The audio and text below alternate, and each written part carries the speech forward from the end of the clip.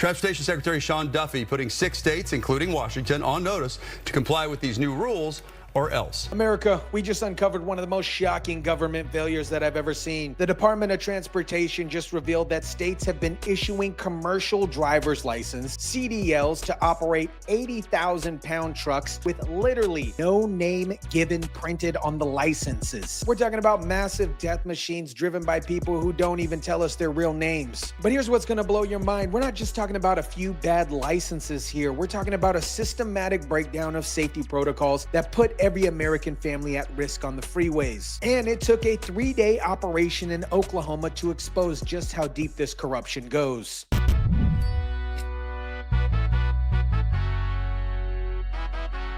These new rules make it more difficult for immigrants to get a commercial driver's license. What is up, guys? Tyson De La Cruz here. Thank you so much for rocking with me. This story perfectly illustrates how sanctuary state policies and federal government negligence have created a public safety nightmare that's been hiding in plain sight. Let me break down just what happened in Oklahoma that exposes this massive scandal, because Governor Kevin Stitt just showed the entire country what real leadership looks like when it comes to highway safety. I-40 in western Oklahoma, the latest target of Governor Stitt's Operation Guardian. The governor's office says OHP and ICE apprehended more than 125 immigrants in the country illegally.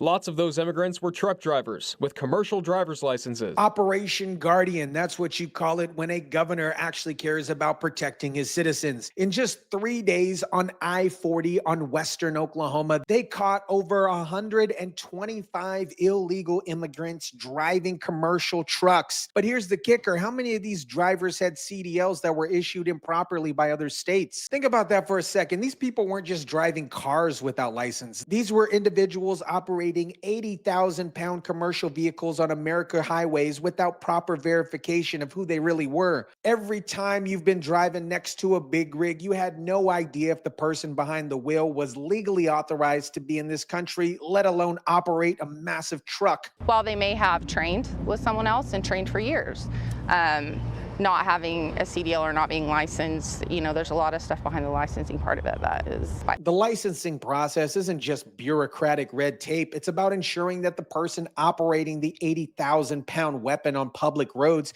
can read English road signs, understand traffic laws, and has been properly vetted. When states start handing out CDLs to people who won't even give their real names, they're putting every American family in danger. And here's where the story gets absolutely insane, and it shows just how broken our system has become under years of sanctuary state policies and federal negligence. In a statement, the governor's office said, quote, "These individuals posed a public safety risk by operating 80,000-pound commercial vehicles without proper verification," and gave an example of one license with no official name on it. No official name on it. Let that sink in for a moment. Somewhere in America, a state DMV issued a commercial's driver's license that literally says no name given where the driver's name should be. This isn't a clerical error. This is systematic fraud designed to circumvent federal immigration law. You're gonna ask, Tyson, how does this even happen? Simple. Sanctuary states like California, New York, and Washington have been so committed to protecting illegal immigrants that they completely abandon basic safety protocols. They'd rather issue a CDL to someone who refuses to identify themselves than risk being called anti-immigrant. Jennifer says safety needs to be a priority. I think it really just has to be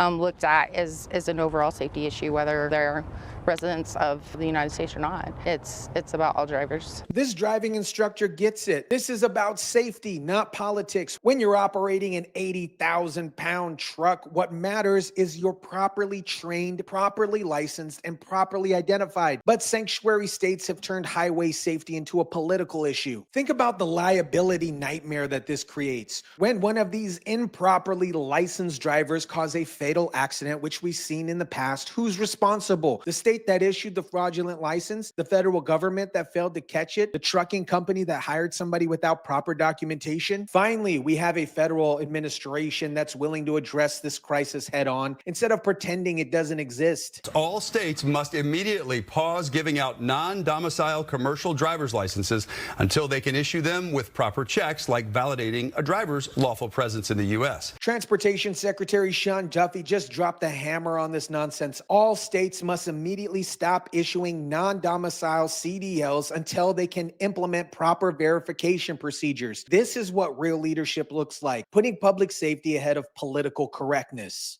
Transportation Secretary Sean Duffy putting 6 states, including Washington, on notice to comply with these new rules or else. 6 states on notice, including Washington, which has been one of the worst offenders in this scandal. And Duffy isn't just asking nicely, he's threatening to withhold federal highway funding if they don't comply. This is how you force accountability from rogue states. The process for issuing these licenses is absolutely 100% broken.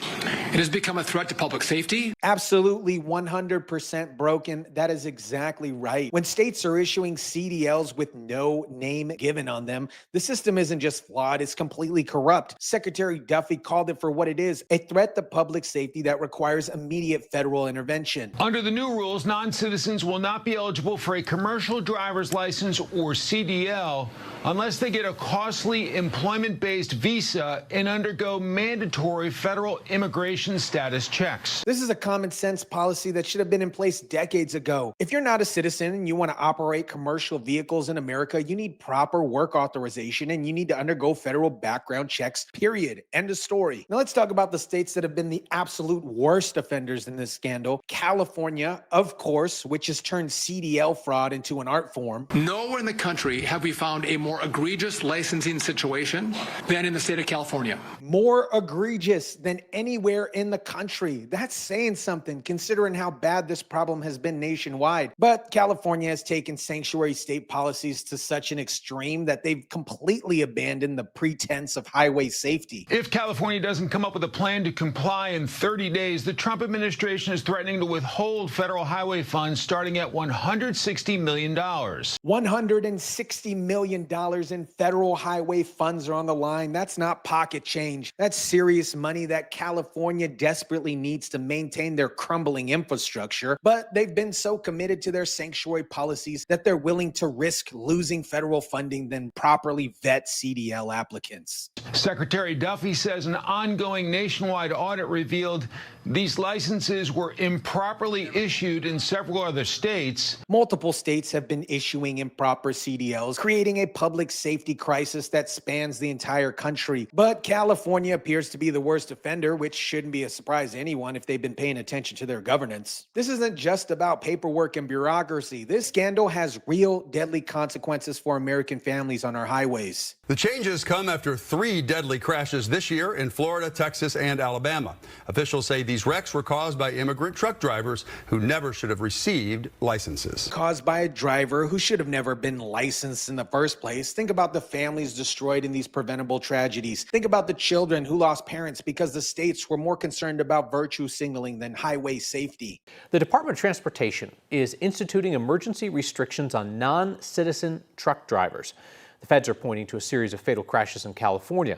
Emergency restrictions, that's what it takes when your licensing system has become so corrupt, it's literally killing people. These aren't just accidents. These are preventable deaths caused by systematic government failure. Colorado already requires those drivers to have foreign passports and authorization to work in the U.S.